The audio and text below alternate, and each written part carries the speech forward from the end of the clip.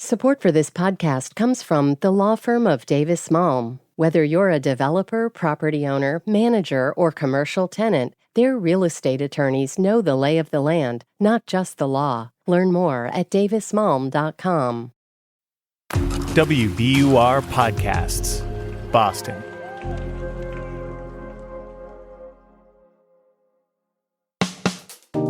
I'm Daryl C. Murphy, and you're listening to The Common. WBUR State House reporter Walter Wuthmann, welcome back to The Common. Hey, Daryl. Thank you. Yes, indeed. And you come to us from the State House. I'm in the State House. Today, I am in a phone booth in a hallway for complicated technical reasons that no one needs to know about. But here I am. We appreciate it. Thank you. So, Walt, we got you in here because you've been following Governor Maura Healey's recent pick for the state's highest court, and that's the Supreme Judicial Court.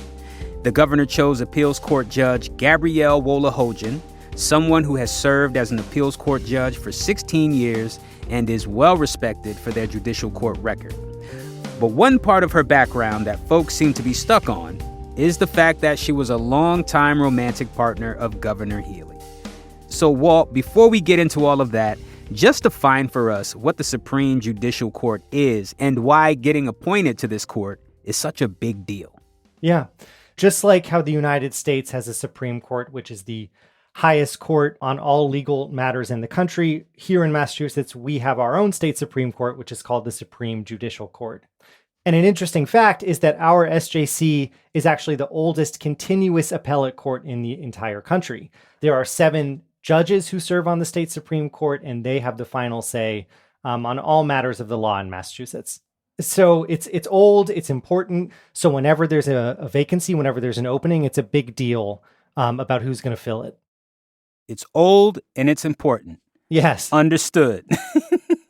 Now, tell us about Governor Maura Healey's pick, Judge Gabrielle Wolohojian. Yeah, as you said, she served for 16 years on the appeals court. She has sat on over 2,700 cases, authored about 900 decisions. Only a few of those decisions have been overturned, which is a pretty good track record for a judge. She was a partner in a major law firm. She served as associate independent counsel on the Whitewater investigation into former President Bill Clinton. Her grandparents are survivors of the Armenian genocide who came to the United States to form a new life for their family. So Judge Wolohojian is, as you said, a really accomplished jurist with a long resume. She's actually applied for this seat before under Governor Baker, and she's now Governor Maura Healey's nominee to the position. Got it. Judge Wolohojian was at one point Governor Healey's partner. Why did Governor Healey pick Wolohojian despite this history? And perhaps expecting that there were going to be some concerns about it. She had to expect that there were going to be concerns. But what the governor has said to reporters over and over is that there is no more qualified person for this job than Judge Wolohojian. Mm-hmm. You know, she came and she introduced Judge Wolohojian before the governor's council at the hearing last week. And here's a bit of what she said. As I have said in the past, a personal relationship and my personal relationship with Judge Wolohojian should not deprive the people of Massachusetts of an outstanding SJC justice. But of course, that personal relationship does raise questions about, possible conflicts of interest, possible favoritism where other candidates given a fair shake. And then there's also a pretty legitimate question about recusals. Will Justice Wolohojian, if she makes it onto the SJC, have to recuse herself from cases involving the governor's office? Do we have a sense of whether or not the appointment process so far has been fair? The governor says, yes, it has been. Judge Wolohojian says that, it's been the same as all the other times she applies. And so just to get into the details a little bit, when a seat opens, there's an application process. It's apparently pretty lengthy that any interested candidate can apply for. So Judge Wolohojian did that. There's then a screening committee that goes through those applications. They then make recommendations. Those finalists then sit down for interviews with the governor's legal counsel, the governor, sometimes the lieutenant governor, and then the governor chooses their nominee to go before the governor's council, which is an elected body of 8 people, which confirms all of the judges in the state of Massachusetts. So it's basically a 4-step process. Wolohojian applied to the SJC under Governor Baker. She was rejected, though she did say that she made it to that process of actually having a face-to-face meeting with the governor. And now she's being nominated under Governor Healey. She says that process has been the same every time. Here's a little bit of what she told the governor's council last week. I understand your concern about the optics, but sitting from my chair, I have done everything like every other candidate. And I don't know what else I can do. Okay, Walt, I want to take a quick break, but when we get back, I want to talk about the reaction from the local legal community. So we'll be right back.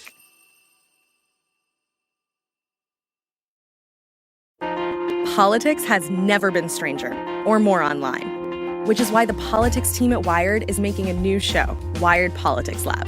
It's all about how to navigate the endless stream of news and information and what to look out for. Each week on the show, we'll dig into far-right platforms, AI chatbots, influencer campaigns, and so much more.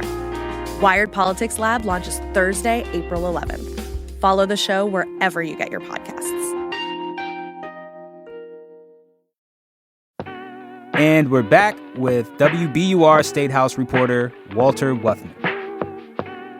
Okay, Walt, we are talking about Governor Maura Healey's pick for the Supreme Judicial Court, this pick being somebody who the governor had a long-term relationship with some years ago. Mm-hmm. And I want to get back into this by asking you, how is Healey's choice being received by the legal community here so far? Yeah, Judge Wolohojian has been really warmly and enthusiastically received by the legal community.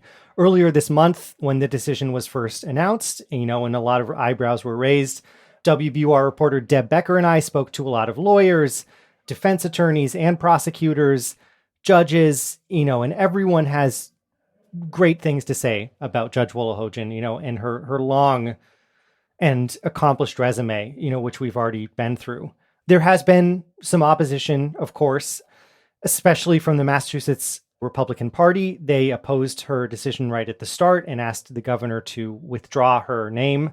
And then after the hearing last week, they put out another press release saying that the nomination was improper and saying the governor must avoid even the semblance of a conflict of interest and that this nomination fails to pass that critical test. Interestingly, though, in the governor's council hearing, which is an open public forum where anyone can come and give testimony in support of or in opposition to the nominee, no one from the state Republican Party came to make their grievances publicly known. They just put out these press releases. So I think you can draw some inferences from that as well. Mm-hmm.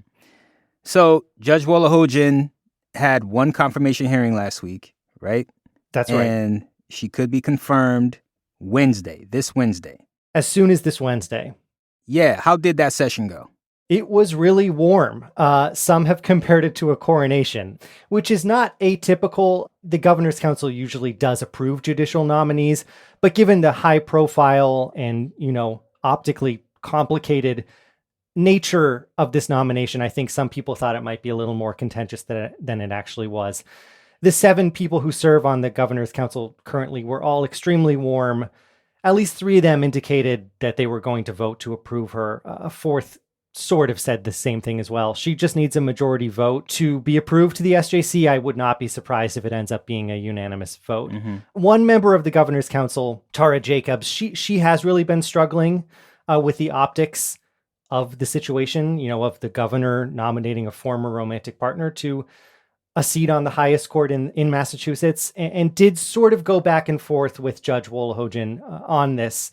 Let's take a listen. There's the regional inequity element of it, that we have no representation at the SJC. And was there an equal opportunity across the board for those who weren't in, what could be called a deep insider? So governor's council member Jacobs, her concerns are not in the judge's resume or her qualifications for the job, but does the appearance of nominating someone with close ties to the governor to, the court, this high court, which is supposed to be an independent body, does it sort of tarnish the reputation of the Supreme Judicial Court?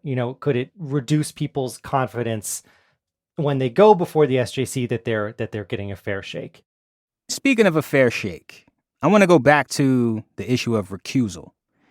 Can you explain to folks why that's such a problem? Yeah, this is a big issue, and I'm actually pretty surprised that it did not come up more often at the hearing.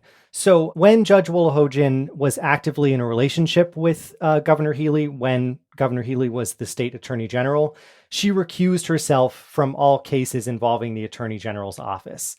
So the question is, if you are elevated to the Supreme Judicial Court, are you going to be able to hear important cases that come before the SJC involving the governor's office or other important agencies in her administration? Or is she going to have to recuse herself? There are only 7 justices on the state Supreme Judicial Court. So if only 6 are ruling, that opens up the potential for more 3-3 deadlocked decisions, which could, present kind of a structural problem with the court. The governor has pushed back on this, saying, Judge Wolohojian is already on the state appeals court. They are currently hearing cases related to the administration. She has not had to recuse herself. The judge was sort of asked this in an indirect way during the hearing last week, and she said, she takes recusal really seriously, but that it's a case-by-case basis, and she could not make a, sweeping, generalized statement about any future instances that she'd need to recuse herself. So they didn't ask her about conflict of interest or recusal. What did they ask her about? Yeah, they did ask her questions related to the law, pretty normal stuff for a confirmation hearing. So they went really deep on the emerging threats of AI and how AI is going to be used in the justice system. There were a lot of questions around policing and the new Police Oversight Commission. They talked about a new landmark case that just came down from the SJC saying that, that life without parole sentences for people under the age of 20 are unconstitutional. So they did get into a lot of the more, thorny legal questions around issues that she might be ruling on as a justice of the SJC, but they did not go into those other issues. Should we worry about a precedent being set by this? That's a really fair question, Daryl. and I don't know the answer.